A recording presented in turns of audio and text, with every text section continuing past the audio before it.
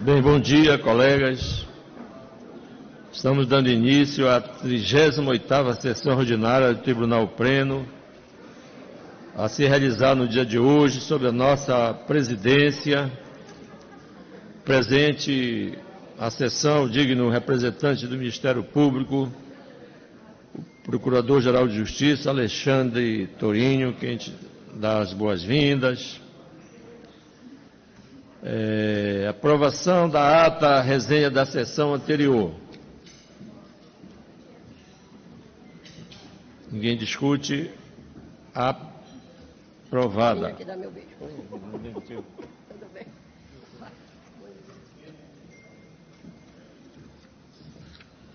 Bem, na palavra facultada, nós temos dois assuntos, para expor aos colegas. O primeiro diz respeito ao reconhecimento nacional com a primeira colocação deste tribunal em relação ao selo Tribunal Amigo da Pessoa Idosa. De modo que eu aproveito a sessão de hoje para registrar uma conquista muito importante do nosso tribunal. Ficamos em primeiro lugar na classificação nacional, e eu ressalto aqui, nacional, para o selo Tribunal Amigo da Pessoa Idosa. O reconhecimento veio após a avaliação das boas práticas desenvolvidas em defesa dos direitos dessa população. Esse resultado demonstra que não se trata de ações isoladas, mas de uma articulação sólida e efetiva conduzida pelo Comitê da Pessoa Idosa, sob a coordenação da desembargadora, nossa colega estimada Margui Gaspar Bittencourt, em conjunto com diversas unidades. O esforço coletivo possibilitou a criação de ferramentas, projetos e iniciativas voltadas ao envelhecimento digno e protegido. Agradeço à desembargadora Margui pela dedicação e liderança. Registro também o empenho dos setores envolvidos diretamente, bem como a contribuição de magistrados, magistradas, servidores e servidoras que assumiram o compromisso com políticas de valorização e proteção da pessoa idosa. Esse selo confirma a presença da Justiça do Pará na vida de quem precisa de atenção especial, com trabalho responsável e sensível. Mais uma vez, desembargadora Margui, a senhora que está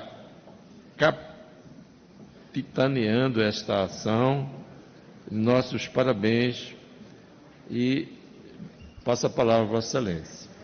Obrigada, presidente. Bom dia, meus amigos, meus colegas queridos. Foi com muita alegria que nós recebemos a notícia de primeiro lugar do Tribunal de Justiça do Pará com relação ao selo Amigo da Pessoa Idosa. Realmente é um trabalho digno, um trabalho bonito. Devo dizer a Vossa Excelência que contei com o apoio de várias desembargadoras, uma desembargadora Luzia Nádia, a nossa reitora querida Célia Regina. E na segunda-feira vamos fazer uma semana, abertura da Semana da Pessoa Idosa, lá na Escola Judicial. Obrigada. E com palestras de psicólogos, grupos de dança dos idosos. E encerrar no dia 18, um sábado, na Usina da Paz, na Cabanagem, com o apoio do Sejusc, da desembargadora Luzia. E o apoio, claro, do tribunal. Lhe agradeço, presidente, ter me escolhido, ter me aceito para coordenar, e os esforços também dos servidores, a Magna, a juizana Patrícia. Isso tudo foi que nos propiciou chegar ao selo. Estou muito feliz, muito honrada. Muito obrigada, presidente. Obrigado, desembargadora Margui. Tenho certeza que o nosso tribunal também se sente muito orgulhoso com esse galardão conquistado. Presidente, não, desembargadora. Presidente, eu não posso deixar passar em branco esse momento tão especial para o Tribunal de Justiça do Estado do Pará. Quero lhe dizer que eu me sinto orgulhosa e honrada como integrante deste tribunal, porque esse selo essa honraria, esse prêmio. Isso dignifica muito o nosso trabalho no Tribunal de Justiça. É um selo merecido, porque nós sabemos que o idoso, como eu que já sou, e nós aqui muitos, temos que ter uma atenção especial da sociedade, da justiça, e nós temos conhecimento que não é bem assim, que o idoso muitas vezes é relegado não só no seio familiar, mas na vizinhança e na própria sociedade. Então, esse motivo de inclusão feita por o nosso tribunal, dando essa atenção especial, se dispondo a trabalhar em prol do idoso, isso dignifica muito, porque é um modo de dar dignidade ao ser humano na sua idade avançada, onde ele mais precisa. Então, eu estou muito orgulhosa, presidente. Parabéns, parabéns, desembargador e sua equipe, desembargadora Margui e sua equipe, pelo grandioso trabalho. Obrigado, Excelência. Senhor presidente. Pois não, desembargador Roberto Bezerra, tem a palavra. Eu só quero acrescentar a minha felicidade e parabenizar a Vossa Excelência e a desembargadora Margui e dizer que, como eu já entrei para o clube, me sinto muito acolhido aqui pelo tribunal, que é o destaque primeiro no país em acolhimento ao idoso. Está certo, desembargador Roberto. Tem também outra nota que diz respeito ao início da caravana do servidor nas 10ª e 11ª regiões judiciárias. Em outubro, como todos sabem, no mês alusivo ao Dia do Servidor Público, vamos dar início à caravana dos servidores e das servidoras. Trata-se de uma iniciativa desta gestão para levar presença institucional, reconhecimento e escuta ativa a todas as regiões judiciárias do Estado do Pará. Em razão da dimensão geográfica do nosso Estado, o projeto terá 2 edições. Parte das regiões judiciárias serão visitadas em 2025 e a outra parte em 2026. Nas próximas semanas, estarei junto com o vice-presidente, o nosso estimado colega Luiz Neto, e a diretora-geral da Escola Judicial, desembargadora Célia Pinheiro, e a equipe técnica da presidência, levando a presença da gestão nas regiões judiciárias deste Poder Judiciário, promovendo encontros presenciais em diversas comarcas de terceira, de segunda e de primeira instância. Começaremos pela 10ª região judiciária, em Tucuruí, e seguiremos para a 11ª região, em Marabá.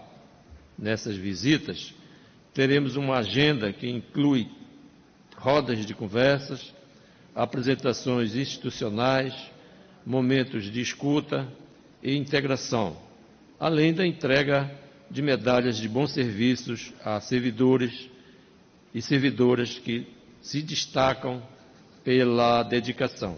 Será um movimento de valorização, diálogo e reconhecimento. A caravana reforçará que o servidor é o protagonista da nossa justiça. Só registrando que a desembargadora Célia terá o papel nessas caravanas de interiorizar a escola judicial, de forma que eu passo a palavra à eminente desembargadora Célia Regina. Doutora Célia.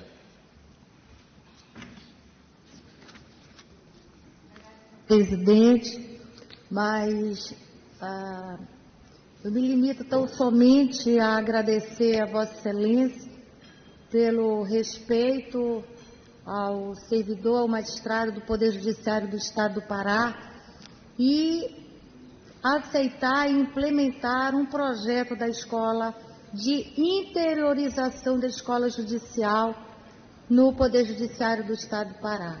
Isso significa dizer colocar a escola nos polos presente, então instalando, tendo espaço onde os magistrados e servidores possam se fazer presentes. E isso, como disse Vossa Excelência, nós precisamos considerar a nossa dimensão geográfica, as dificuldades de acesso, para que a gente possa fazer com que servidores e magistrados de todo o estado do Pará possam ter a formação adequada e respeitada. Então, senhor presidente, agradeço a Vossa Excelência pela compreensão e por ter dado a voz a esse projeto da Escola Judicial. Muito obrigada. Obrigado, Excelência. Nós temos... A palavra continua facultada. Então eu peço a palavra. Pois não, eu peço a palavra porque eu aqui estou muito alegre hoje, vendo tantas realizações neste plenário. Eu quero parabenizar a minha amiga amada, querida, desembargadora Célia Regina, por mais essa brilhante iniciativa. Ela sempre pronta, dinâmica, ativa, fazendo essas iniciativas em prol. Tenho certeza que os magistrados e os funcionários vão ficar todos felizes por esse grande evento, essa grande iniciativa, conforme já disse anteriormente. Parabéns, continuo sua fã, viu, desembargadora Célia, pelas suas atividades. Obrigada, Excelência. Obrigado, Excelência. Nós registramos a ausência do nosso colega Rômulo Nunes, a sessão de hoje, compensação de plantão do desembargador Leonardo Tavares, ausência justificada, da desembargadora Rosi Farias, ausência justificada, e da desembargadora Eva Coelho, compensação de plantão. Na parte administrativa, nós temos a alegria e a honra de informar aos colegas o aniversário do excelentíssimo senhor desembargador César Matar Júnior, no próximo dia 7 do mês corrente. De modo que, em nome do tribunal, doutor César, a gente deseja a Vossa Excelência toda a saúde do mundo, muita sorte e uma vida longa, com muita saúde. Obrigado, Excelência. E por coincidência, uma feliz coincidência, é o dia também em que receberemos no tribunal visita da imagem peregrina de Nossa Senhora de Nazaré, e é o dia de Nossa Senhora do Rosário. Então, eu aguardo os amigos e as amigas em nosso gabinete, como de praxe. Muito obrigado. Tá certo. Parabéns, doutor César. Eu posso dar os parabéns também? Claro, Excelência, fique à vontade. Meu colega de Ministério Público, amigo de longas datas, desembargador César Matar, é com grande alegria que eu recebo essa notícia do seu aniversário natalício, na próxima terça-feira. Então, lhe desejo muitas luzes, muita paz, muita sabedoria e, acima de tudo, muita saúde para prosseguir nessa caminhada brilhante que terá aqui, como sempre desenvolveu em toda a sua vida de trabalho. Parabéns, felicidades. Obrigado, Excelência, obrigado. Então, vamos ordenar a nossa pauta de hoje. Na parte administrativa, nós temos 4 processos.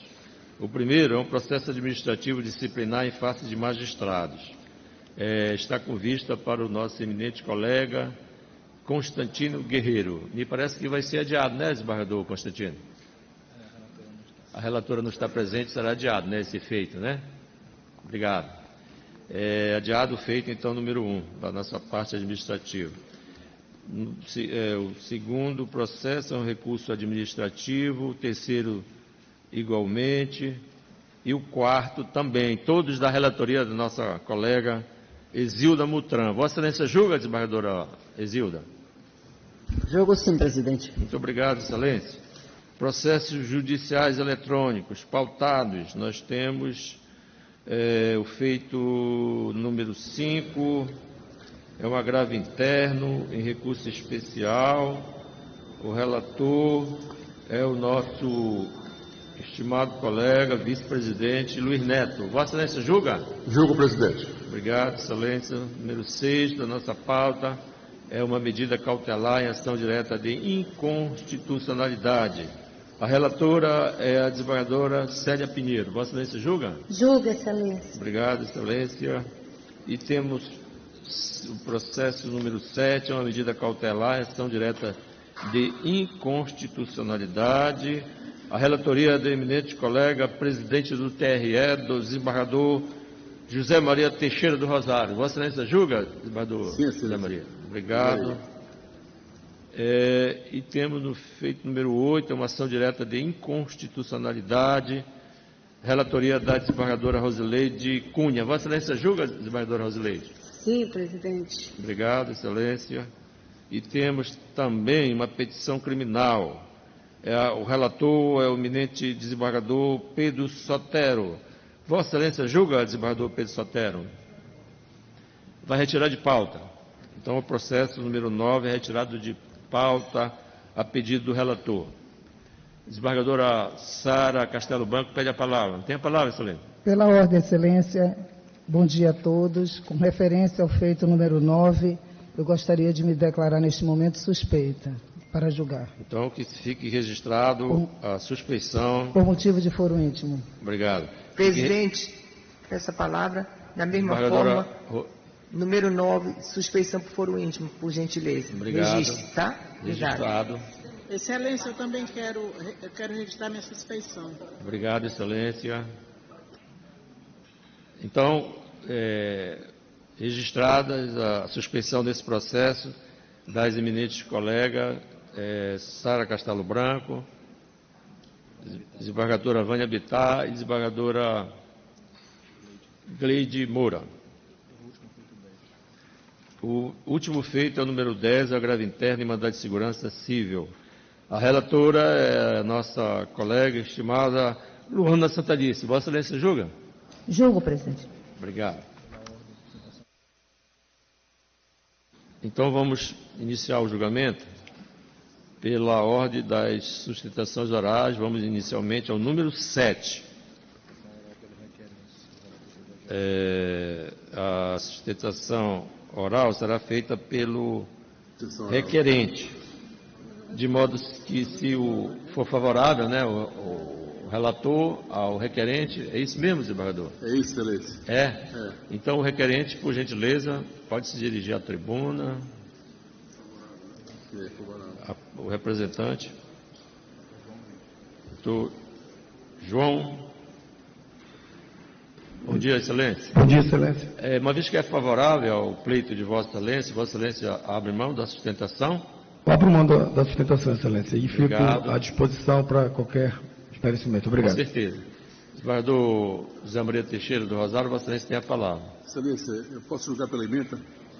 Com certeza, eu acho que não há nenhum impedimento. Pode? Obrigado. Direito Constitucional, ação direta de inconstitucionalidade, norma da Lei Orgânica Municipal. Transmissão obrigatória do cargo de prefeito em qualquer afastamento. Configuração de infração política administrativa por ausência de transmissão, afronta os princípios da simetria e da separação dos poderes, medida cautelar concedida. Caso em exame. Ação direta de inconstitucionalidade proposta pelo prefeito de Marabá contra os parágrafos 2º e 4º do artigo 58 da Lei Orgânica do Município, com redação dada pela emenda número 52/2018, sustenta inconstitucionalidade formal e material por afronta ao artigo 132, parágrafo 2º da Constituição do Estado e os artigos 21, inciso 1 e 83 da Constituição da República, e a súmula vinculante número 46 do STF. Questão de discussão. A questão de discussão consiste em saber se é cabível a concessão da medida cautelar para a suspensão liminar dos parágrafos 2º e 4º do artigo 58 da Lei Orgânica do Município de Marabá, diante das alegações de violação dos princípios constitucionais da simetria e da separação dos poderes. Razões de decidir. O parágrafo 2º do artigo 58 da LOA de Marabá usurpa a competência legislativa privativa da União ao criar infração política administrativa, em violação à súmula vinculante número 46 do STF. O parágrafo 4º do mesmo artigo impõe obrigatoriedade de transmissão de cargo de prefeito em qualquer afastamento, desrespeitando os parâmetros das Constituições Federal e Estadual que admitem afastamento por até 15 dias, sem necessidade de transmissão. Os dispositivos atacados ferem o princípio da simetria em autonomia administrativa do Poder Executivo, em harmonia entre os poderes. Presentes os requisitos fomos Buros e Uso e Péricles Moro, configurando relevante interesse de ordem pública, autorizando a concessão da medida cautelar com eficácia retroativa. Dispositivo e tese, medida cautelar deferida para suspender com eficácia retroativa ex-tunc os parágrafos 2º e 4º do artigo 58 da Lei Orgânica do município de Marabá, estabelecendo-se a redação anterior. É como Vossa Excelência. Obrigado, desembargador José Maria Teixeira do Rosário. Coloco o voto do colega em discussão. Ninguém discute. A unanimidade, a medida cautelar na ação direta de inconstitucionalidade é deferida nos termos do voto do relator. Muito obrigado, doutor João. Obrigado, excelência. O próximo é seu também, excelência, número 8 aqui na nossa pauta. É uma ação direta de inconstitucionalidade. Já está anunciado. Haverá sustentação oral pelo doutor João Castro. É no sentido da parte que irá fazer a sustentação, desembargadora Rosileide, ou é contrário? Ele está por parte do requerente, presidente? Isso, pelo requerente. Eu estou julgando procedente, doutor. Procedente? Nesse caso, doutor João, Vossa Excelência abre mão da sustentação? Abro mão, excelência, e já antecipo o voto de bom trabalho a todos. Obrigado, excelência. Desembargadora. Excelência, presidente, pela ordem, pois não. Eu me declaro impedido neste feito. Desembargador César já Mafaz oficiei Júnior, ele como PGJ. Impedido no presente feito. Registrado, excelência. Desembargadora Rosileide, Vossa Excelência tem a palavra. Posso julgar pela emenda, senhor presidente? Fique à vontade, excelência. Obrigada. Direito constitucional e processual, ação direta de inconstitucionalidade, competência legislativa, crimes de responsabilidade do prefeito municipal, afastamento cautelar, norma local em desacordo com o Decreto-Lei número 201/67 e com a Constituição Federal, reconhecimento de inconstitucionalidade formal, procedência do pedido, precedentes do TJ Pará, caso de exame. Ação direta de inconstitucionalidade com pedido de medida cautelar, ajuizada pela prefeita do município de Colares, Pará, Maria Lucimar Barata, tendo como objeto os parágrafos 1º e 2º do artigo 95 da Lei Orgânica Municipal, que prevê o afastamento automático do prefeito em casos de crime comuns e de responsabilidade. A requerente alega afronta ao artigo 22, inciso 1 da Constituição Federal, à súmula vinculante de número 46 do STF e aos artigos 1º e 52, 56 da Constituição do Estado do Pará, por tratar-se de matéria de competência legislativa privativa da União e já disciplinada de forma exaustiva pelo Decreto-Lei de número 201/67. A Câmara Municipal manifestou-se pela procedência da ação, reconhecendo a inconstitucionalidade dos dispositivos. O Ministério Público Estadual também opinou pela procedência. Questão em discussão. 3 questões a serem aqui discutidas. Primeira, definir-se norma municipal que disciplina o afastamento automático do prefeito nos casos de crime comuns e de responsabilidade invade a competência legislativa privativa da União. 2. Analisar se tal norma viola o Decreto-Lei de número 201/67, o princípio da simetria e a súmula vinculante de número 46 do STF. 3. Estabelecer se os dispositivos impugnados afrontam a Constituição do Estado do Pará. Razões de decidir. O artigo 22, inciso 1 da Constituição Federal, ao atribuir à União competência privativa para legislar sobre direito penal e processual, configura norma de reprodução obrigatória, vinculando os estados e municípios conforme fixado pelo STF no julgamento do RS 650.898, tema 484, e na reclamação de número 17954. A Lei Orgânica do município de Colares, ao prever o afastamento automático do prefeito em caso de recebimento de denúncia por crime comum ou de instauração de processo por crime de responsabilidade, inova no ordenamento jurídico ao criar procedimento não previsto no Decreto-Lei de número 201/67, violando a súmula vinculante de número 46 do STF.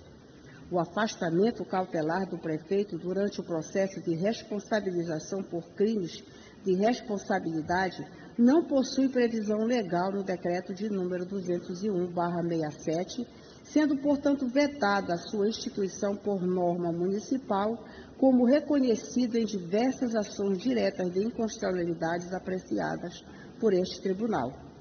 A norma municipal também afronta o princípio da simetria ao pretender estender ao chefe do Executivo Municipal prerrogativas processuais semelhantes às do Presidente da República, previstas no artigo 86, parágrafo 1º da Constituição Federal, sem amparo legal.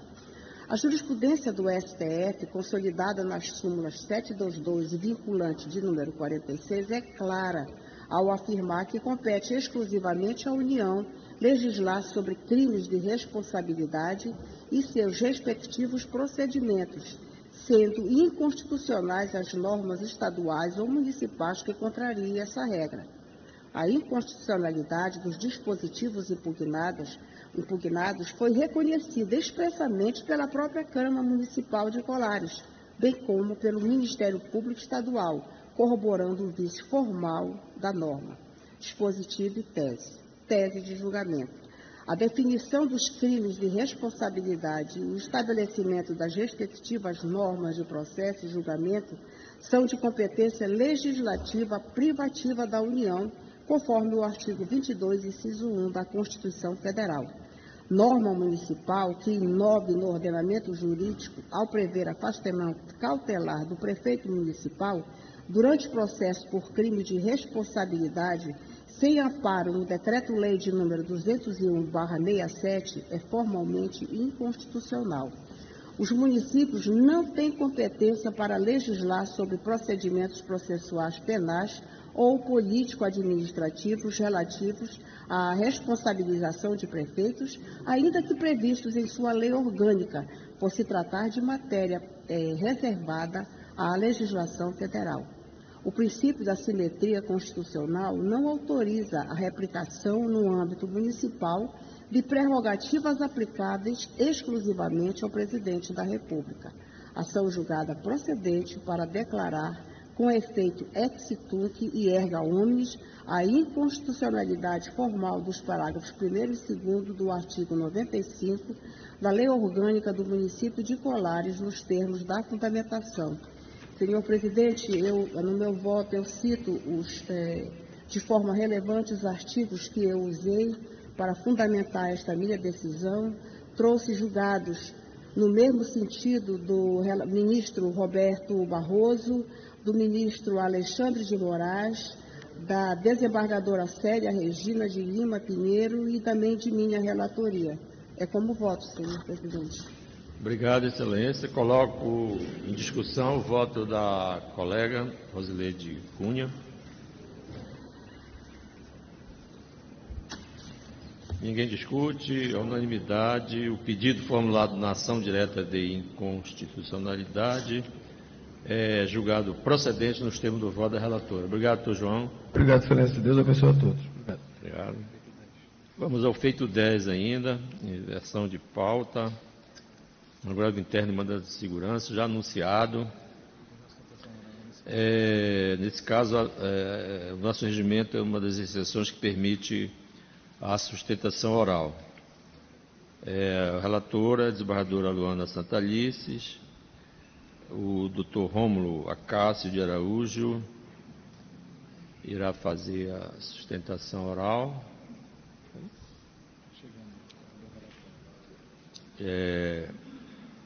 Indago a desembargadora Santalices se o pedido formulado no agravo é no sentido favorável ao advogado que fará a sustentação oral. Não. Bom dia, desembargadores, bom dia, excelência. Não, né? Então vamos bom dia, excelência, obrigado pela presença. Já está anunciado o feito, é da relatoria da desembargadora Luana Santarice, como eu já adiantei. Vossa Excelência tem a palavra, desembargadora Luana, registrando o impedimento da desembargadora Filomena Buarque. Ok. Relatório, presidente. Trata-se de agravos internos interpostos perante este egrégio Tribunal de Justiça por Shirley Yolanda Bentes Santos Vasconcelos, nos moldes do artigo 1021 do Código de Processo Civil, contra decisões monocráticas proferidas no bojo do mandado de segurança civil, que teve como autoridade apontada coatora a desembargadora Maria Filomena de Almeida Buarque, por ato proferido nos autos de agravo de instrumento. O agravo interno recorreu da decisão que indeferiu o pedido de reconsideração formulada pelo impetrante, mantendo decisão anterior, que havia indeferido liminarmente o pedido de tutela de urgência, ao fundamento de ausência de teratologia no ato judicial impugnado. No segundo agravo interno, combate a decisão que não conheceu do presente mandamos por inadequação de via eleita. Em suas razões recursais, no primeiro agravo, a agravante sustenta, em síntese, a inaplicabilidade do prazo prescricional trienal do artigo 206, parágrafo 3º, inciso 5º do Código Civil, tratando-se, na verdade, de responsabilidade civil contratual, a qual se submete ao prazo decenal do artigo 205 do Código Civil. Aduziu que houve afronta ao contraditório e devido processo legal, com reconfiguração indevida do objeto do recurso originário e que o ato coator promoveu averbação indevida de usufruto sobre o imóvel de titularidade da agravante, diverso daquele efetivamente negociado. Afirma que a decisão monocrática da autoridade apontada como coatora incorreu em ilegalidade ao aplicar fundamentos de tutela de urgência, quando o pedido formulado era de tutela de evidência. Com relação ao segundo agravo, a agravante alega, em suma, que a decisão monocrática agravada encontra-se eivada de vício insanável, por estar fundada em premissa fática inexistente, além de revelar omissão quanto a um indispensável controle de legalidade ao desconsiderar vícios processuais graves. Aduz que tal circunstância configura violação direta aos princípios do devido processo legal, da segurança jurídica e das garantias constitucionais, impondo-se por consequência a decretação de sua nulidade, com consequente restabelecimento da ordem processual. Afirma que o ato impugnado, proferido pela autoridade apontada como coatora, sob o manto da fé pública, aplicou indevidamente o artigo 206, parágrafo 3º, inciso 5º do Código Civil, próprio das hipóteses de responsabilidade extracontratual, a uma demanda nitidamente fundada em responsabilidade civil contratual. Segue sustentando que tal conduta viola frontalmente a legislação federal e contraria a jurisprudência pacífica do Superior Tribunal de Justiça, representando distorção inadmissível da realidade processual. Por fim, pleiteia o provimento dos agravos internos. A autoridade apontada como coatora defendeu a inexistência de teratologia ou ilegalidade manifesta, sustentando ainda que não há direito líquido e certo comprovado nos autos, bem como a inadequação do mandado de segurança como via de impugnação ao ato jurisdicional. Consta parecer ministerial, pelo não conhecimento do agravo interno de ID 2691-3097, e pelo conhecimento e improvimento do agravo interno de ID 27224335. É o relatório, presidente. Obrigado, desembargadora Luana. Passa a palavra ao eminente advogado, que tem o tempo regimental. Excelência, eu abro mão da sustentação oral. Vossa Excelência, então, não fará a sustentação oral, né? Não vou fazer. Pois não. Então, desembargadora Santalice, Vossa Excelência poderá ir ao voto, por gentileza. Desculpa. Do agravo interno de ID 2691-3097. Neste agravo interno, a agravante insurge contra a decisão monocrática de ID 26300023, que denegou o pedido de reconsideração formulado em face do indeferimento da liminar requerida no mandado de segurança. Entretanto, impede destacar que pedido de reconsideração não possui natureza decisória, não se revestindo, portanto, de conteúdo jurisdicional novo capaz de ensejar impugnação autônoma. Juntei emenda, presidente, que peço venha apenas para ler a parte que interessa. Item 1. Inexiste no ordenamento jurídico nacional base a amparar pedido de reconsideração que não constitui, em face da taxatividade recursal, recurso. Relatora STF, relatora Rosa Weber, primeira turma. Assim, tratando-se de decisão que apenas reafirmou fundamentos anteriormente expostos e não inovou em relação à matéria já decidida, em deferimento de liminar, não há conteúdo decisório passivo de impugnação recursal, impondo-se o não conhecimento do agravo interno por ausência de interesse recursal útil e inexistente de objeto jurídico autônomo. Do agravo interno de ID 27224335. Em relação a este agravo interno, a agravante ataca a decisão monocrática de ID 26590487, que não conheceu do mandado de segurança sob o fundamento da inadequação da via eleita, por se tratar de impugnação a ato judicial dotado de conteúdo jurisdicional passivo de recurso próprio. A jurisprudência dos tribunais superiores é pacífica ao vedar o uso do mandado de segurança como sucedâneo recursal, salvo em hipótese de flagrante ilegalidade ou teratologia, o que não se evidencia no presente caso. A agravante sustenta que a decisão atacada estaria viciada por premissas fáticas, inexistentes e omissões quanto à legalidade.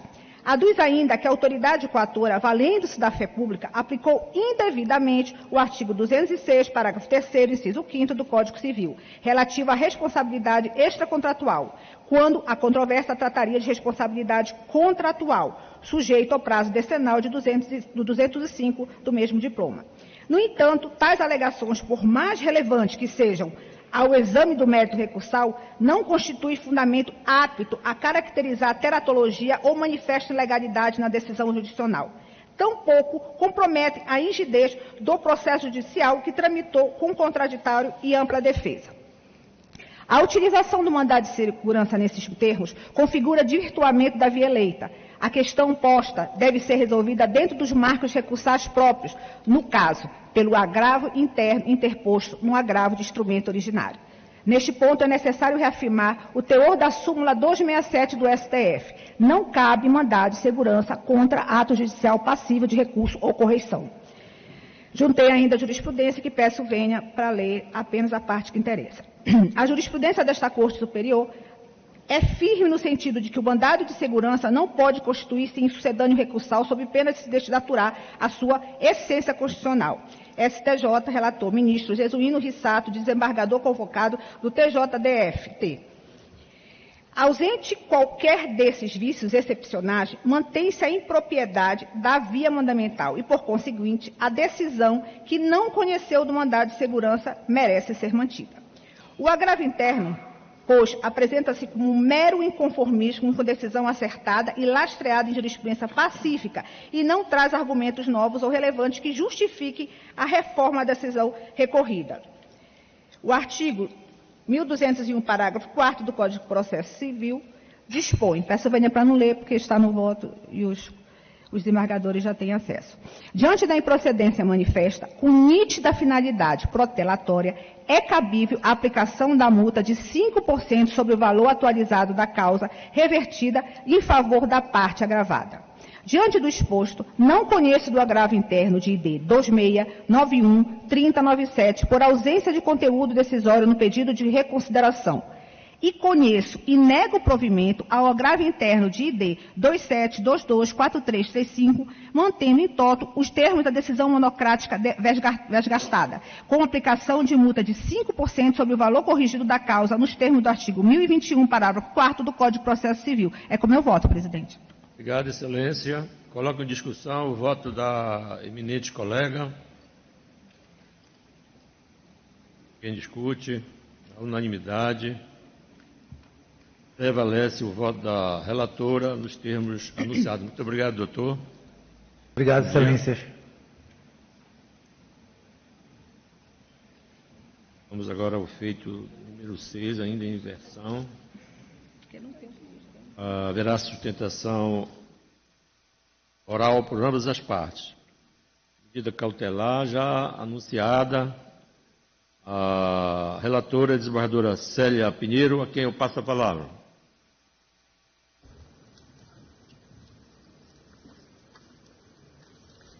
Trata-se de pedido de medida cautelar, formulado em ação direta de inconstitucionalidade, proposta pela prefeita do município de São Caetano de Odivelas, em face do artigo 22 da Lei Municipal número 64 de 2010. O referido dispositivo está inserido no plano de cargos, carreira e remuneração dos profissionais da rede pública de ensino e versa sobre a progressão vertical na carreira de professor. A legitimada defende que o artigo 22 da Lei Municipal número 64 de 2010 instituiu progressão vertical automática na carreira dos professores municipais, baseado exclusivamente na titulação acadêmica, sem critérios de desempenho, limite temporal ou análise de impacto financeiro.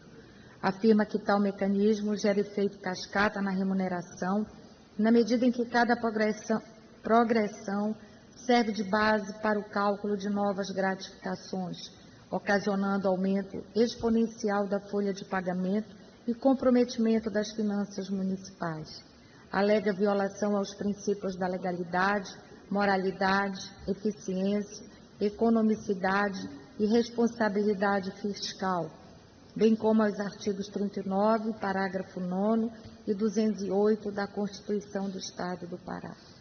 Sustenta que a norma impugnada afronta a vedação ao chamado efeito cascata, prevista no artigo 39, parágrafo 9º da Constituição Estadual, ao permitir a incidência de acréscimos remuneratórios sobre acréscimos anteriores. Aponta ainda que o dispositivo compromete os limites de gastos com pessoal estabelecidos no artigo 208 da Constituição Estadual e nos artigos 19 e 20 da Lei de Responsabilidade Fiscal. Ressalta também que o artigo 22 da Lei nº 64 de 2010 permite criação indireta de despesas obrigatórias sem prévia estimativa de impacto orçamentário, em afronta ao artigo 16 da Lei de Responsabilidade Fiscal. Acrescenta que a ausência de critérios objetivos de desempenho implica ofensa aos princípios da moralidade e eficiência administrativa. Ao final, a requerente pede o recebimento e o processamento da presente ação, bem como a concessão de medida cautelar para suspender a eficácia do artigo 22 da Lei Municipal número 64 de 2010. Em decisão constante no ID, recebi a ação direta de inconstitucionalidade e determinei a prévia oitiva da Câmara Municipal de São Caetano de Odivelas, do Procurador-Geral do Município e do Procurador-Geral de Justiça, em conformidade com o artigo 179, caput, e parágrafo 4º do Regimento Interno do Tribunal de Justiça do Estado do Pará. A Câmara Municipal se manifestou por meio de sua atual presidente, apresentando posição de neutralidade e limitando-se a afirmar que a lei questionada, aspas, permanece em plena validade até que o Poder Judiciário declare sua constitucionalidade ou inconstitucionalidade, fecho aspas. O Procurador-Geral do Município ratificou os termos da inicial e pugnou pela concessão da medida cautelar. O Procurador-Geral de Justiça se manifestou pela concessão da medida cautelar. É o relatório, senhor presidente.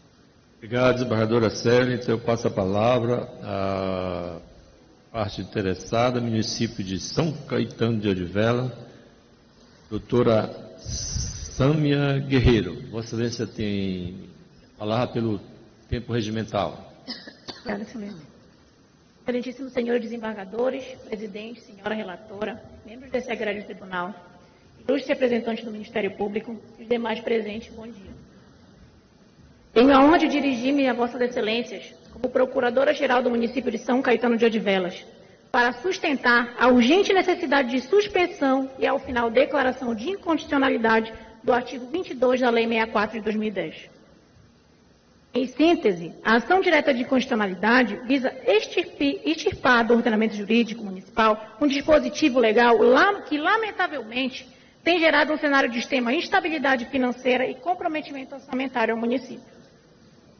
O cerne da nossa impugnação reside no artigo 22 da lei, que estabelece progressão vertical do magistério, vinculando exclusivamente a titulação acadêmica, de forma automática, sucessiva e cumulativa. Vossas Excelências, a sistemática imposta pelo artigo 22 cria o que denominamos efeito cascata, com consequências devastadoras tanto nas finanças quanto na aplicação de verbas aos munícipes. O dispositivo viola artigos da Constituição do Estado, bem como da Constituição Federal e também da Lei de Responsabilidade Fiscal, gerando um aumento desproporcional e descontrolado na remuneração. O modelo de progressão automática, desvinculado de qualquer critério de desempenho funcional e de qualquer avaliação de impacto financeiro, gera um efeito multiplicador, como já demonstrado no processo em fase de manifestação pela Procuradoria-Geral do município. A norma, além de infringir artigos da Constituição Federal, ela viola princípios da economicidade, do equilíbrio orçamentário e, sobretudo, da responsabilidade fiscal, bem como da legalidade, da moralidade e da eficiência. Vossas Excelências, a concessão da medida cautelar é imperativa neste momento, ante a inequívoca presença do fumus boniuris e do perínculo in mora. O fumus boniuris, ele é patente, visto a inconstitucionalidade material do artigo 22, pelos fundamentos já explicitados acima. O perínculo in mora é dramático, pois a permanência desses efeitos significa um aumento crescente da folha de pagamento, com geração de passivos impagáveis.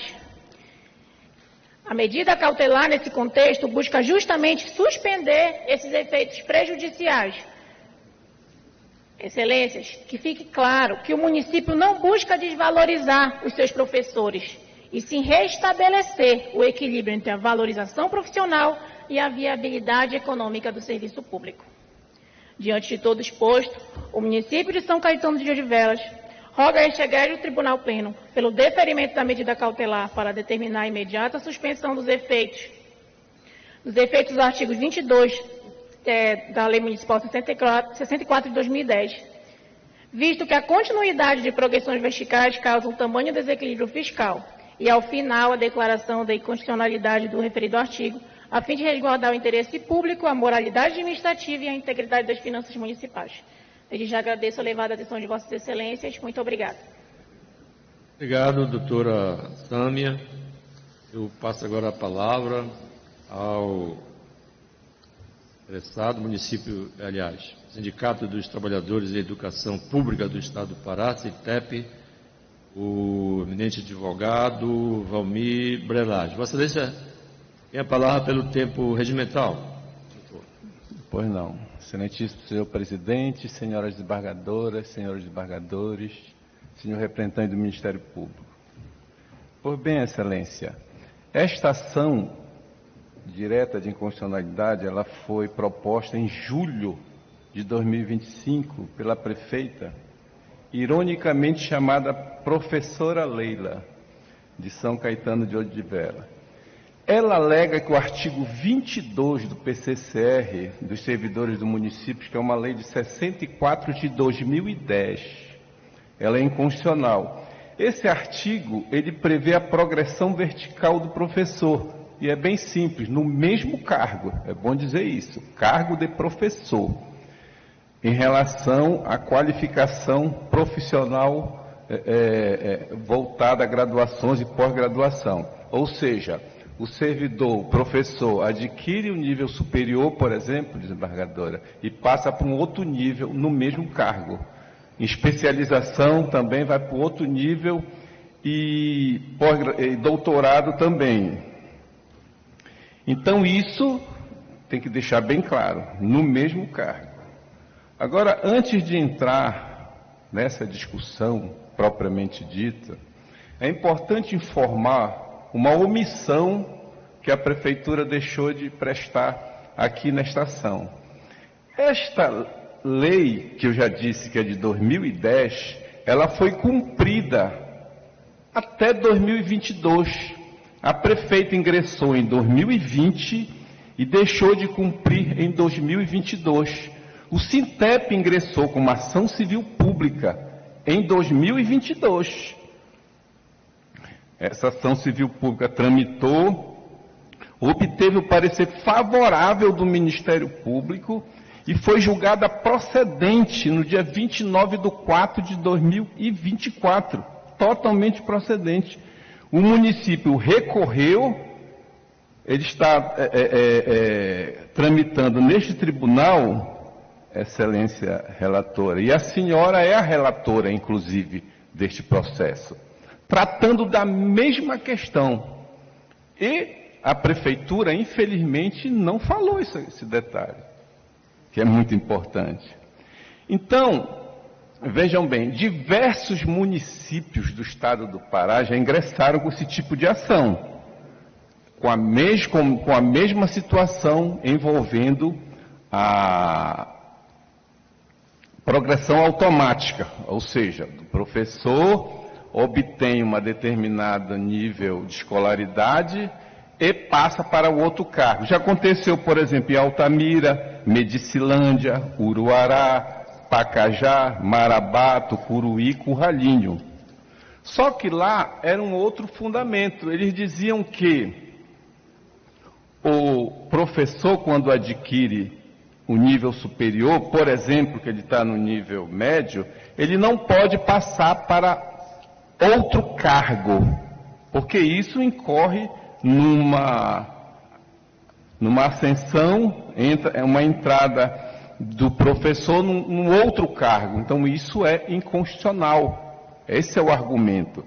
Só que essa questão já está totalmente superada. Esse tribunal já decidiu mais de 5 vezes no sentido de que não há ilegalidade, não há inconstitucionalidade, porque o servidor ele está no mesmo cargo. Inclusive o artigo na Constituição Federal é previsto, na LDB diz que inclusive os profissionais eles têm progressão funcional baseada em titulação ou habilitação. Então não existe nenhum tipo de inconstitucionalidade em relação a isso.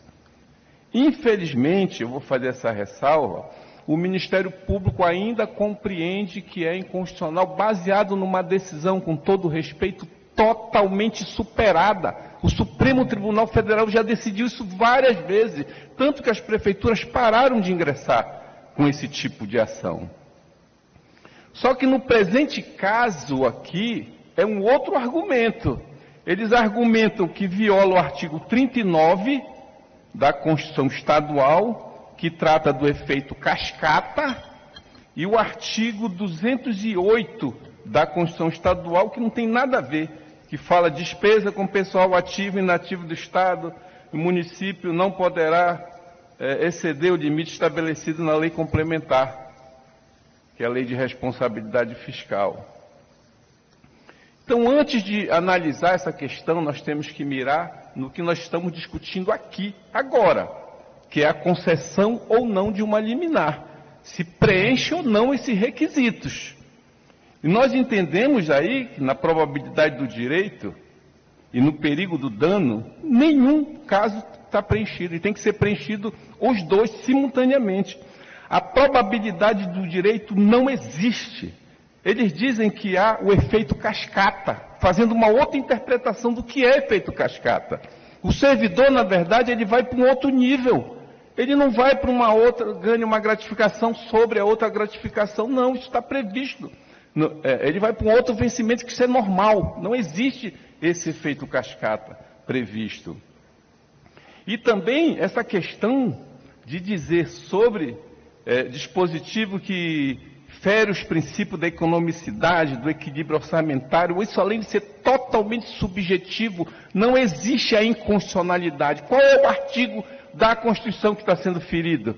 Eles falam do artigo 208, que está sendo ferido, que a despesa com pessoal ativo e inativo do Estado e dos municípios não poderá exceder os limites estabelecidos em lei complementar, que é a Lei de Responsabilidade Fiscal. Este tribunal aqui já decidiu várias vezes que um prefeito, que um governador não pode descumprir um direito com o argumento de que está sendo violado a Lei de Responsabilidade Fiscal. Não existe isso. No piso do magistério, inclusive, vários prefeitos deixam de pagar porque diz que não pode pagar, e este tribunal entende que isso não é um argumento. Nós entendemos, inclusive, que esta ação ela deveria ser indeferida liminarmente, porque não tem argumento. Eles não dizem um artigo que está sendo ferido. Diz, mas não tem nada a ver. Diz, por exemplo, que está sendo ferido o efeito cascata, e não tem. Nem tese está sendo ferido. Porque o efeito cascata é outro conceito. O servidor ele vai para um outro vencimento, como acontece em qualquer local. E essa questão também da despesa não tem nem sentido. Essa lei é de 2010. Ela é de 2010. Já houve decisões aqui, inclusive do ilustríssimo presidente Roberto Moura, numa liminar, em que ele negou justamente por isso. Porque a ação era muito antiga. Como é que vai ser agora alegar o prejuízo? A própria prefeita já vinha cumprido. E mais, são apenas 245 professores. A prefeitura anexou um amontoado de cálculos e tal, mas são tudo cálculos unilaterais, que não houve apreciação do juízo. Então é muito importante que se analise isso. Volto a dizer, nós vamos discutir o mérito, se essa ação ela for se prosseguir, mas nós estamos aqui tratando de uma concessão de uma liminar, que inclusive a prefeitura não está cumprindo.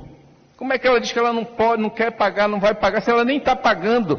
Desde 2022 ela não paga e tem uma decisão judicial para que ela pague. Nós lamentamos muito que a prefeita é uma professora, né? Vários prefeitos já tentaram fazer isso, esse tribunal já negou em todas as ações. E ainda tramita, inclusive no sentido de liminar. Não existe critério, não existe os requisitos para concessão dessa liminar. Então, Excelência, nós pedimos justamente isso, que seja negada o pedido de liminar pedido pela Prefeitura. Muito obrigado. Obrigado, Excelência. Eu retorno a palavra à digna relatora, vereadora Célia Pinheiro. Obrigada, Excelência. No juízo de admissibilidade, eu digo que a presente ação direta de inconstitucionalidade foi proposta pela prefeita do município de São Caetano de Odivelas, estando sua legitimidade ativa prevista no artigo 162, inciso 8º da Constituição do Estado do Pará. Artigo 162. Podem propor ação direta de inconstitucionalidade de que trata o artigo 161, inciso 1, a linha L, inciso 8º, o prefeito, a mesa da Câmara ou 1/4 dos vereadores, o promotor público, a subseção da Ordem dos Advogados do Brasil e as associações representativas de classe ou da comunidade, quando se tratar de lei ou ato normativo municipal. Fecho aspas. A inicial apresenta os dispositivos impugnados, os fundamentos jurídicos pertinentes e os pedidos específicos, bem como foi instruída com os documentos indispensáveis, atendendo, portanto, aos requisitos estabelecidos no artigo 3º da Lei 9.868 de 99. Ratifico, portanto, o recebimento da ação direta de inconstitucionalidade, considerando a presença das condições da ação, bem como o atendimento dos pressupostos processuais. 2. Julgamento do pedido de medida cautelar. Na presente ação de controle concentrado e abstrato de constitucionalidade, a legitimada questiona o artigo 22 da Lei Municipal número 64 de 2010. Aspas, Lei Municipal número 64 de 2010. Dispõe sobre a estruturação do plano de cargo, carreira e remuneração da rede municipal da Rede Pública Municipal de Ensino de São Caetano de Odivelas e da outras providências correlatas. Artigo 22. A progressão vertical na carreira para o ocupante do cargo de professor é a passagem de um nível para outro mediante titulação acadêmica na área da educação e ocorrerá na forma a seguir. 1. Será promovido para o nível 2, na mesma classe e em que se encontra na carreira, o professor de nível 1 que obtiver habilitação em licenciatura plena ou pedagogia. 2. Será promovido para o nível 3, na mesma classe em que se encontra na carreira, o professor com licenciatura plena em ou pedagogia que obtiver pós-graduação lato sensu, especialização com carga horária mínima de 360 horas na área da educação. 3. Será promovido para o nível 4, na mesma classe em que se encontra na carreira, o professor que estiver no nível 3 e que obtiver curso de pós-graduação estrito sensu, mestrado na área da educação. 4. Será promovido para o nível 5, na mesma classe em que se encontra na carreira, o professor que estiver no nível 4 e que obtiver curso de pós-graduação estrito sensu, doutorado na área da educação. Parágrafo 1º. Os cursos de pós-graduação lato sensu e estrito sensu e de nova habilitação para os fins previstos nesta lei, realizados pelo ocupante de cargo de professor, somente serão considerados para fins de progressão se ministrados por instituição autorizada ou reconhecida pelo MEC, resguardando o Tratado do Mercosul e os demais tratados bilaterais vigentes. Parágrafo 2º. A mudança de nível de que trata o caput deste artigo vigorará a partir da publicação da portaria expedida pela CEMED, com efeito retroativo à data do protocolo ao que o interessado comprovou a nova habilitação. Parágrafo 3º. O professor, com acumulação de cargo prevista em lei, poderá usar a nova habilitação, titulação, em ambos os cargos, obedecidos os critérios estabelecidos neste artigo. Fecho aspas. Observa-se que o dispositivo acima trata da progressão vertical de professores efetivos do município de São Caetano de Odivelas. O cerne do presente julgamento consiste em averiguar, em juízo de cognição sumária, a probabilidade da inconstitucionalidade arguída na inicial, bem como a existência de perigo de dano ou de risco ao resultado útil do processo, nos termos do artigo 300 do CPC. A carreira de professor municipal foi estruturada em níveis, nos termos do artigo 10 da Lei nº 64 de 2010. Aspas, artigo 10. O cargo único de professor do quadro de pessoal permanente da rede municipal, da Rede Pública Municipal de Ensino de São Caetano de Odivelas, será distribuído na carreira em níveis, aos quais estão associados critérios de formação, habilitação e titulação e em classes. Parágrafo 1º. Os níveis constituem a linha de elevação funcional em virtude da maior habilitação dentro do cargo de professor, assim considerada. 1. Nível 1. Formação em curso de nível médio na modalidade normal e ou magistério. 2. Nível 2. Formação em nível superior em curso de licenciatura de graduação plena. 3. Nível 3. Formação em nível superior em curso de licenciatura de graduação plena, acrescida de pós-graduação obtida em curso de especialização na área de educação, com duração mínima de 360 horas. 4. Nível 4. Formação em nível superior em curso de licenciatura de graduação plena, acrescida de mestrado na área de educação. Nível 5. Item 5. Nível 5. Formação em nível superior em curso de licenciatura de graduação plena, acrescida de doutorado na área de educação. Parágrafo 2º. Os níveis de que trata este artigo desdobram-se em classes de A a D. Parágrafo 3º. O vencimento inicial do nível 2 corresponde ao valor do vencimento inicial do nível 1, acrescido de 30%.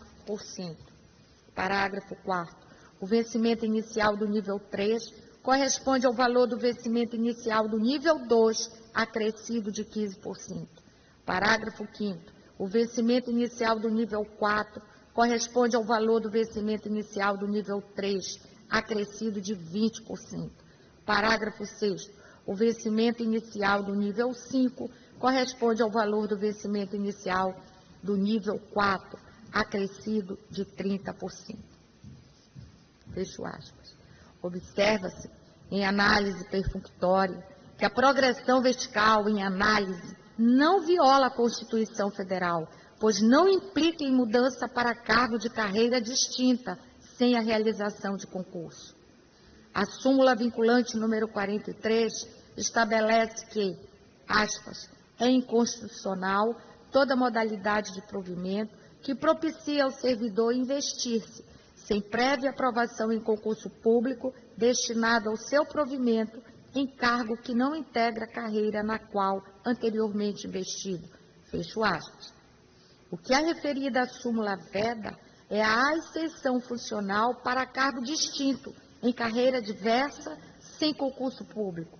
Tal hipótese não se confunde com a progressão de níveis no mesmo cargo e dentro de uma mesma carreira, que é plenamente constitucional, sobretudo considerando o princípio da valorização dos profissionais da educação e a imperativa busca pela qualidade do ensino, conforme previsto no artigo 206, incisos 4 e 7 da Constituição Federal. Eu transcrevo aqui esses incisos da Constituição Estadual, peço venha para não ler, porque encontra-se disponibilizado no voto. Também não se vislumbra a ocorrência de efeito cascata, que consiste na superposição de vantagens, como, por exemplo, o pagamento de um adicional ou de uma gratificação, cujo cálculo incide sobre outra vantagem anterior. As vantagens não se confundem com o vencimento básico. A progressão questionada não resulta no pagamento de adicionais ou de gratificações sobre outras vantagens anteriores, mas sim no acréscimo do vencimento inicial. O cálculo de vantagens sobre vencimento básico não configura efeito cascata. Nesse sentido, eu trago aqui a jurisprudência do Supremo Tribunal Federal, do relator ministro Ricardo Lewandowski, julgado em 22 de 4 de 2022, onde consta progressão na carreira, docente da UERJ, inexistência de efeito cascata, ofensa ao artigo 37, 14 da Constituição Federal, inocorrência, possibilidade de concessão de mais de uma vantagem sobre o mesmo fundamento. E diz, no que interessa, o artigo 37, 14 da Constituição Federal não proíbe a concessão de mais de uma vantagem sobre o mesmo fundamento, desde que calculadas de forma singela sobre o vencimento básico. Sob o aspecto da despesa com pessoal, não há, no presente momento, elementos indicativos suficientes de que a Lei Municipal 64/2010, incluindo o dispositivo impugnado, artigo 22, tenha sido editada sem o prévio estudo de impacto orçamentário. A Lei de Responsabilidade Fiscal não pode ser genericamente invocada para ensejar a pretendida medida cautelar, pois a plena vigência do plano de carreiras dos professores municipais desde 2010 pressupõe a existência da necessária programação orçamentária, tanto na LDO quanto na LOA, destacando-se que a requerente não apresentou provas cabais em sentido contrário. Revela-se oportuno destacar que, atendidos os requisitos legais para a progressão, a administração deve implementar tal direito subjetivo, não podendo manifestar recusa sob a alegação de limitação orçamentária. Nesse sentido, o Superior Tribunal de Justiça, ao julgar o RESP 1878849 de Tocantins, fixou a tese relativa ao tema 1075 nos seguintes termos, aspas, é ilegal o ato de não concessão de progressão funcional de servidor público quando atendido todos os requisitos legais a despeito de superados os limites orçamentários previstos na Lei de Responsabilidade Fiscal, referentes a gastos com pessoal de ente público, tendo em vista que a progressão é direito subjetivo do servidor público, decorrente de determinação legal, estando compreendida na exceção prevista no inciso 1 do parágrafo único do artigo 22 da Lei Complementar número 101 de 2000. Esse é o RESP 1878849 de Tocantins, ministro Manuel Erhardt. Recurso repetitivo, tema 1075. Nesse contexto, não se vislumbra, em juízo provisório, a probabilidade do direito alegado, tampouco o perigo de dano ou risco ao resultado útil do processo, que pudesse justificar a concessão da medida cautelar almejada. E corroborando as assertivas acima, eu trago jurisprudência deste Tribunal Pleno de julgamento de uma ação direta de inconstitucionalidade do relator desembargador José Maria Teixeira do Rosário, julgado em 30/10/2024. Ele diz aqui em discussão, que a questão em discussão consiste em saber se a progressão funcional prevista nos artigos 8º, parágrafo único 15, inciso 1 da Lei Municipal 803/2011, que permite a ascensão de professores da classe especial para a classe 1, viola os princípios da legalidade do concurso.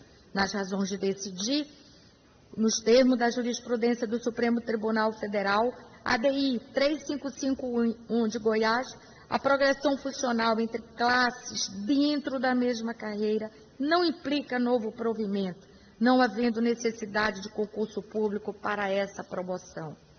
Os dispositivos legais impugnados apenas disciplinam a progressão funcional de professores, já integrantes do cargo único de professor, estruturado em classes, sem transposição de cargos ou criação de novo provimento, não configurando violação à regra do concurso público.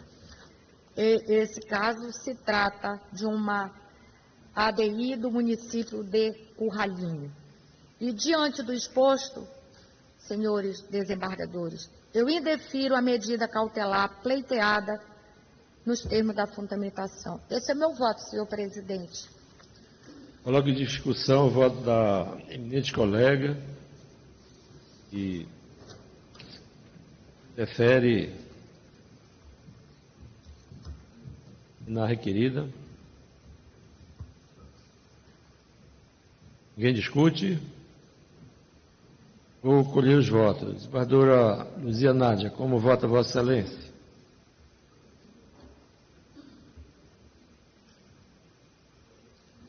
Excelência, só observar que nós temos um IRDR sobre progressão, né? Nós teremos que depois verificar essa decisão para alinharmos. Mas eu acompanho a senhora relatora. Obrigado, Excelência. Desembargadora Vânia Bittar. Acompanho, Excelência. Obrigado. Desembargadora Vânia Silveira. Nenhum reparo a fazer. Acompanho o bem lançado voto. Obrigado, Excelência. Desembargador Constantino Guerreiro. Acompanho, desembargador. Obrigado. Desembargador Ricardo Nunes. Acompanho o voto, Excelência. Desembargador Leonan Cruz Júnior. Mesmo sentido, presidente. Obrigado. Desembargadora Gleide Moura. Acompanho, Excelência. E desembargador Zé Maria Rosário. Acompanho o voto, Excelência. Desembargadora Filomena Buarque. Também, Excelência, acompanho a relatora. Desembargador Luiz Neto. Acompanho a relatora, presidente. Desembargador Maírton Carneiro. Com a relatora, excelência. Desembargadora Isilda Mutran. Com a relatora, excelência. Desembargadora Elvina Taveira. Presidente, realmente tem um IRDR, como bem lembrado pela desembargadora Luzia, e como ainda não foi votado, eu prefiro não votar. Me eximir do voto. É porque tem um IRDR, lembra? Sim. Então eu até mais ou menos uma matéria parecida com a parte da vertical, etc e tal. Como ainda não foi decidido, eu preferia não me manifestar ainda. Vossa Excelência, então, se abstém? Isso. Presidente, pela ordem. Pois não. A gente não pode negar a jurisdição. Ou impedido ou suspeito. Nós não podemos negar a jurisdição. Pronto. Impedido a resposta. Vossa Excelência, então, se dá por impedida? A gente não pode negar a jurisdição. Sim, perfeito, excelência. Obrigada. Perfeito. Pois não. Desembargador Guerreiro. O IRDR não fala de magistério estadual, porque aí nós estamos tratando de magistério municipal, né? Então, não vejo relação, né, com o IRDR, mas...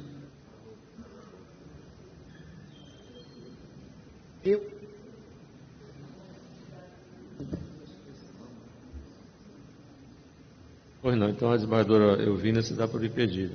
Presente feito. Desembargadora Rosileide Cunha. Eu acompanho, senhor presidente, a eminente relatora. Desembargador Roberto Bezerra. Acompanho bem lançado o voto, excelência. Desembargadora Kedma Lira. Acompanho a relatora, presidente. Excelência. Desembargador Amilcar Guimarães. Acompanho, excelência. Desembargadora Margui Bittencourt. Presidente, acompanha a relatora. Desembargador Pedro Sotero. Acompanho a relatora, presidente. Desembargadora Luana Santalices. Acompanho a relatora, presidente. Desembargador Pinheiro Centeno. Acompanho, presidente. Desembargador Torquato de Alencar. Acompanho a relatora, presidente. Desembargador José Antônio Cavalcante. Acompanho a relatora, excelência. Desembargador Jorge Sanches. Acompanho a relatora. Desembargadora Antonieta Ferrari. Acompanho a relatora, presidente. Desembargador Álvaro Norá. Acompanho a relatora, excelência. Desembargadora Sara Castelo Branco. Acompanho a eminente relatora, senhor presidente. Obrigado, excelência. Desembargador Sérgio Lima. Acompanho o voto da relatora, excelência. Desembargador César Mata Júnior. Com a relatora, excelência. Obrigado. Desembargadora Nete Carvalho. Acompanho a relatora, excelência. Doutor Edmar Pereira. Com a relatora, presidente. Obrigado. E doutora Alda Tuma. Acompanho a relatora, presidente. Obrigado, excelência. Eu igualmente acompanho o lançado voto da eminente relatora. De modo que a liminar é indeferida à unanimidade. Obrigado aos advogados que fizeram a sustentação. Agora vamos voltar à nossa pauta, né? Feito 2. Recurso administrativo já anunciado.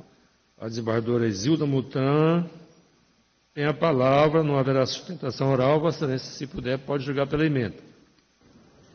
Obrigado, Excelência. Eu digo direito administrativo, recurso administrativo ao Pleno, representação por excesso de prazo contra magistrado, ausência de morosidade processual injustificada, ofensa à razoável duração do processo não comprovada, impulsionamento do feito, atraso excessivo e demora justificada não demonstrada, ausência de decídia dolosa, infração disciplinar ou ilícito penal não configurados, prescindibilidade de medidas disciplinares, recurso conhecido e desprovido. Excelência, eu vou pedir para julgar em bloco com 3 também, tá? que é a mesma coisa. Eu posso ler aqui Excelência, então, quer juntar os dois processos, o número 3 também, para jogar em bloco, é isso? Também, né? Vamos fazer o anúncio, já está anunciado, Excelência. Obrigado. Excelência, pode Apesar julgar. de comarca diferente, mas é a mesma coisa, praticamente. Recurso administrativo interposto por J. Rodrigues de Aguiar, Comercial ME, contra a decisão da Corregedoria Geral de Justiça do Estado do Pará, que determinou o arquivamento de representação por excesso de prazo, ajuizado em face do juiz da Terceira Vara Civil e Empresarial de Santarém, Pará, com base no artigo 9º, parágrafo 2º da Resolução número 135 do Conselho Nacional de Justiça. Alegação de morosidade processual na tramitação de ação originária distribuída em agosto de 2011, atualmente em fase de cumprimento de sentença. Questão em discussão. A questão em discussão consiste em verificar se houve, por parte do representado, conduta omissiva ou negligente, apta a configurar morosidade processual injustificada, que justifique providência correcional e desconstituição da decisão de arquivamento da Corregedoria. Razões de decidir. Conforme a jurisprudência pacífica do Conselho Nacional de Justiça, a representação por excesso de prazo prevista no artigo 78 do Regimento Interno do CNJ tem como escopo identificar situações de morosidade excessiva na prestação jurisdicional, decorrente de desídia dolosa ou negligência reiterada do magistrado no cumprimento de seus deveres, ou ainda em contexto de caos institucional que demandem providências específicas por parte do Conselho.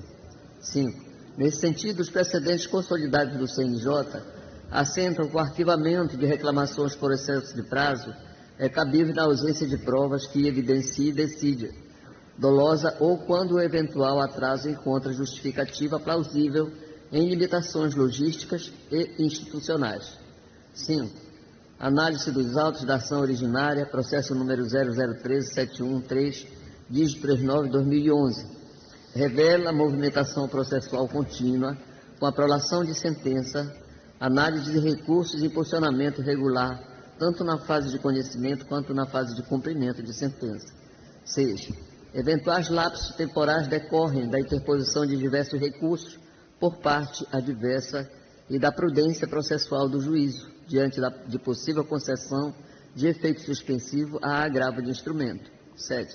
Não restou demonstrada qualquer desídia dolosa, negligência reiterada ou causa institucional que justificasse intervenção administrativa.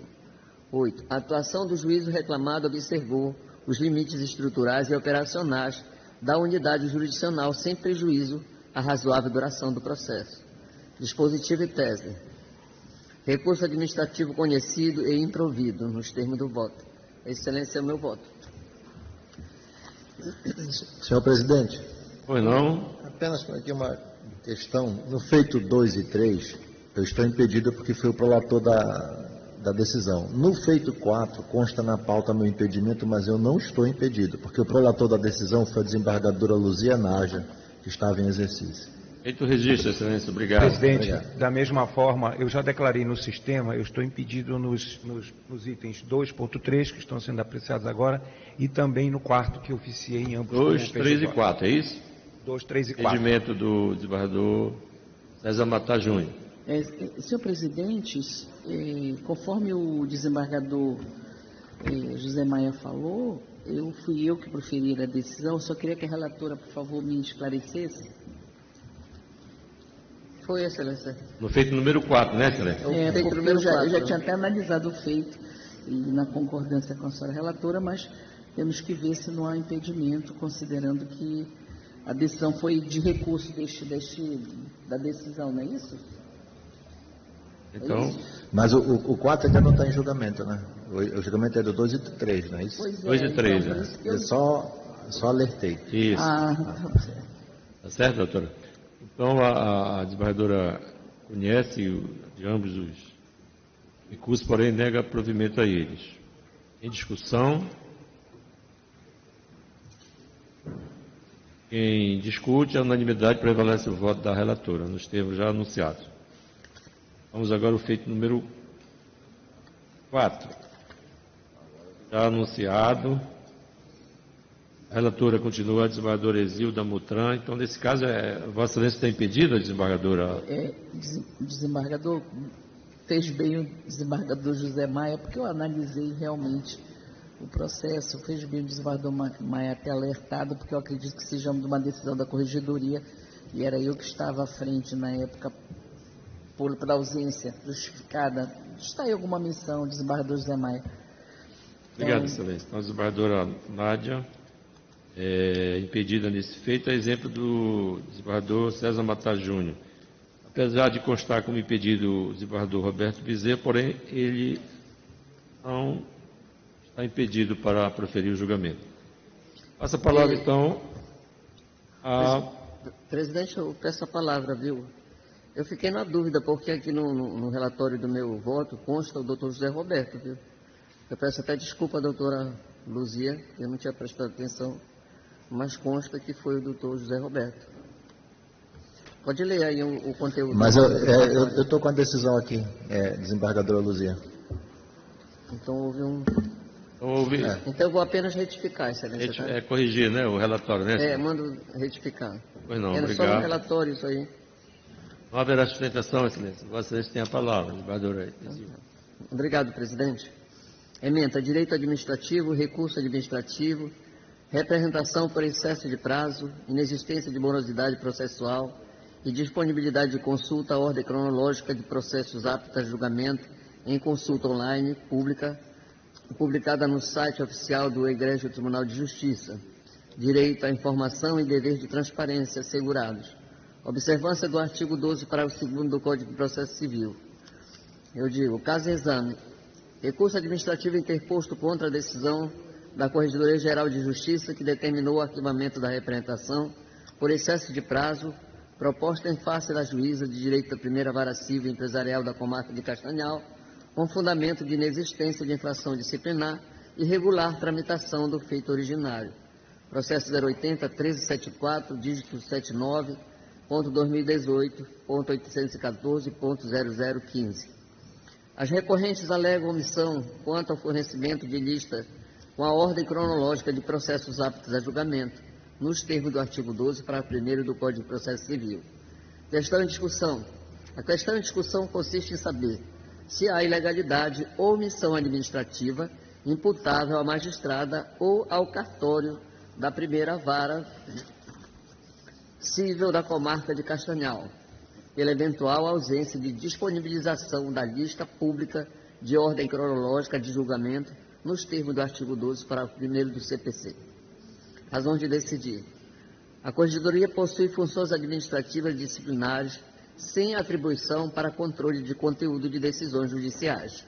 A consulta pública à ordem cronológica de julgamento está disponível no site oficial do Egrégio Tribunal de Justiça do Pará, inclusive para a comarca de Castanhal, por meio de ferramenta específica com dados extraídos do sistema PJE. A lista pública atende ao comando do artigo 12, parágrafo 1º do CPC, assegurando a transparência e controle social sobre a ordem de julgamento das ações. A ausência de mora processual ou conduta disciplinar da magistrada que justifique o prosseguimento da representação ou reforma da decisão administrativa. Dispositivo. Recurso administrativo conhecido e desprovido. É o voto, Excelência. Obrigado, Excelência, que conheceu o recurso, porém negou o provimento a ele. Em discussão, ninguém discute, a unanimidade prevalece o termo do voto da relatora. Vamos ao último feito da pauta, número 5, agravo interno em recurso especial, já anunciado. O relator é o desembargador vice-presidente deste tribunal, Luiz Neto. De quem é a palavra? Obrigado, presidente. Obrigado, presidente. Bom dia a todos. E, este caso, eu vou fazer uma síntese, inclusive, da ementa, porque nós já julgamos vários nesse mesmo sentido. É um processo penal, houve uma decisão de inadmissibilidade de recurso especial, e em vez de fazer a interposição do recurso correto, que é o agravo ao STJ, a parte interpôs agravos internos, o que não é cabível. e a jurisprudência e a legislação considera esse tipo de falha como erro grosseiro, de maneira que, com base na jurisprudência do STJ e também na legislação, a vice-presidência está considerando a ocorrência de erro grosseiro, a impossibilidade da aplicação do princípio da fugibilidade e, por conta disso, não estou conhecendo dos recursos. É a manifestação e o voto. Pois não. Digno relator. Não conhece dos recursos. Coloco em discussão o voto do eminente desembargador.